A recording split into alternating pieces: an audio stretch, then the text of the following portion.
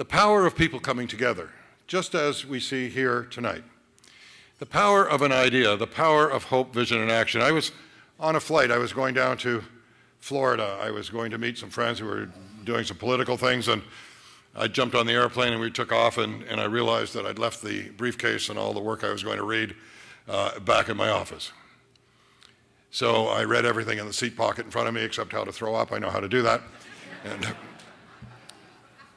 And I began speaking to this guy sitting beside me. His name was Peter Douglas. Peter Douglas from London, Ontario. And he was telling me his story and what he did for a living. And it turned out he worked for the UN through the auspices of UNICEF. And his job was to work with street kids, kids on the streets of a place called Khartoum, the capital of Sudan. There were some 10,000 children on the street. Kids had come from many, many miles, some riding boxcars to get to the street. Famine and civil war caused these kids to be on the street. He told me they had a slogan that translates into English, "My mother, the street," because everything they knew came from the street. Peter went on to tell me, this is 1985, Peter went on to tell me that the World Health Organization was testing kids for serious diseases. It turned out 23% were HIV positive. Kids were dying of AIDS. My mother, the street. No information getting to them. Peter went on to tell me that he was looking for something for the kids to entertain them, and he went to the US Embassy one day and he found an old Tom and Jerry cartoon. And he brought it back to the shelter. There were a dozen kids or so, and they showed it on the wall. The kids didn't speak English, but they were mesmerized by the animation. And they played it over and over, and the next night 100 kids, and the next night 1,000 kids showed up, and they wore out the film. The idea that came to us on the airplane, My Mother, the Street, the idea was, why don't we create an animated film, capture kids' attention, and deliver a health message about protecting themselves. We loved the idea, and we talked about it some more, and before long we thought about animation. See, geez, if you had animation, you could have every language in the world. And I found myself walking up and down the beach in Florida saying, how am I going to make a film?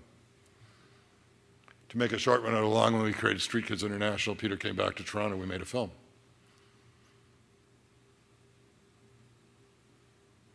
It's an arduous process of making that film. It was 23 minutes long. It was before computer animation and coloring, so every cell had to be hand-drawn and hand-colored. We had to be very, very careful with the nuance of that film.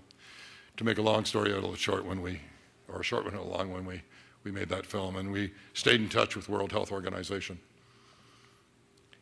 And one day the phone rang, and it was Jonathan Mann, who headed up the AIDS Secretariat in Geneva, and said, listen, we're having a conference in a month. Can you bring the film?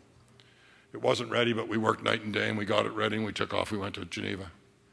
And on the way over to Geneva, we talked about how we might present the film. You see, when you present an educational film, you need to talk about pedagogy and research and data and all that stuff. And we decided we weren't educators, we were filmmakers, and we just let the film speak for itself. And that's what we did. We turned off the light. 23 minutes later, the lights came up, and you could hear a pin drop. And Jonathan Mann got up at the back of the table. So that film was a benchmark for teaching kids about serious subjects for the 21st century. They targeted 40 million kids to see that film. 2 guys met on an airplane. 2 guys had an idea. Kids lived because they saw a film. Don't tell me you can't change the world. Don't tell me you can't make a difference. You can change the world. Hope, vision, action.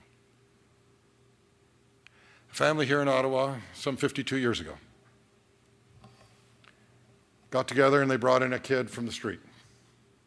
He needed a lot of help, and they brought him in and they helped him.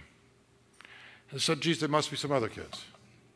And out of that is growing what we're all here to celebrate tonight, the FSB.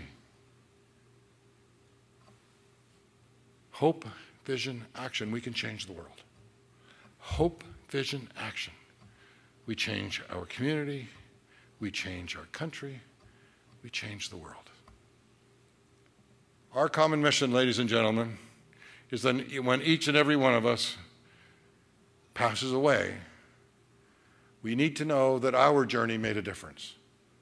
Every one of us has made a contribution, and the world is a better place because we've been here.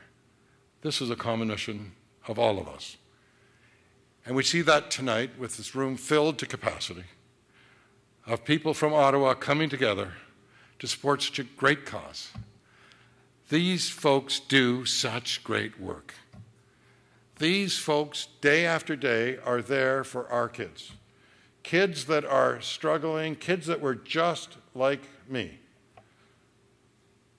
There were lots of times that people tried to help me, and I wasn't ready to be helped.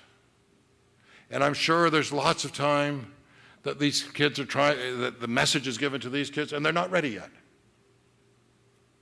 But who knows when they will be. So day after day, we need to keep the doors open. We need to be there for them. We need to be always attuned to their needs. Because every once in a while, a kid stands on the corner just like I did. It says, die or change. Die or change. And because the efforts of folks like these, people choose to live.